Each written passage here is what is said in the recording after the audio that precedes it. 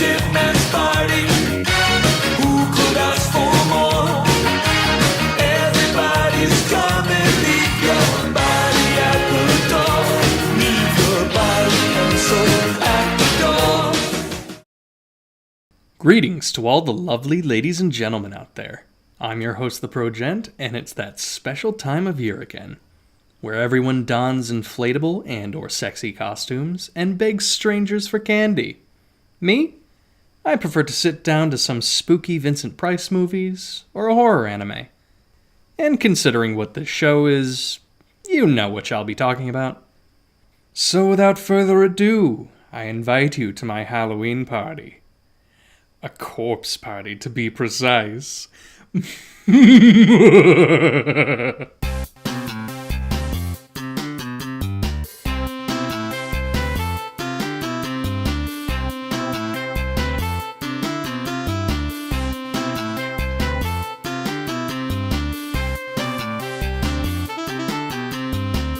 Originally released in 1996, Corpse Party is a survival horror adventure created using RPG Maker, a game creation suite for hobbyists.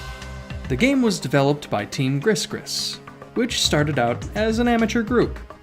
In fact, the original Corpse Party game had no publisher, and could only be ordered direct from the developers via email. Corpse Party became a cult classic in both Japan and the West, although the early English translations may have been a bit...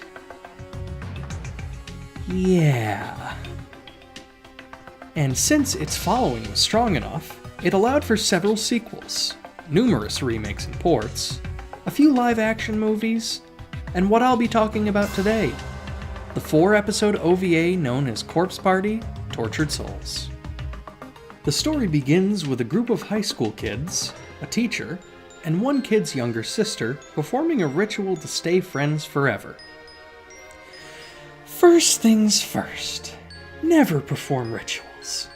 Kids, you might summon a poor CG Slender Man or Shrek to come after you. Secondly, you have cell phones.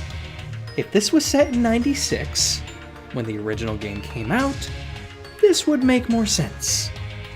But the anime actually updates the setting to a modern one. And in the era of the smartphone, it certainly seems like it'd be simpler to just, set up a Facebook group or trade Snapchats or whatever. But, okay, sure. Occult rituals seem like a good plan to me. Fine, whatever. Damn kids and their accidental demon summonings and their MySpace and their loud disco music and their... Where was I? Oh, right. So they rip up this paper doll, and an earthquake quickly follows, as if to tell them they screwed up royally. The whole group is transported to an old elementary school their high school was built on top of. If horror stories have taught me anything, it's to never build anything on the previous site of anything else. Because the thing you're building on top of is pretty much 100% guaranteed haunted. The kids end up in small groups, which, as you might imagine, does not bode well for their survival. One of the first to fall prey to the school's dark presence is Mayu, the girl who's moving away after graduation. Apparently, the spirits took that whole stay friends forever thing real serious, because when they catch up to Mayu, they subject her to the messiest kill in the OVA. Mayu gets picked up by her legs by two of the ghosts, who then fly down the hall dragging her face against the old wooden floor of the elementary school, essentially obliterating it. And then, the ghosts fly straight through a wall, smashing Mayu into it with enough speed to explode her into strawberry jam. By the way, in case you were wondering, this movie was not produced by Masakazu Kubo.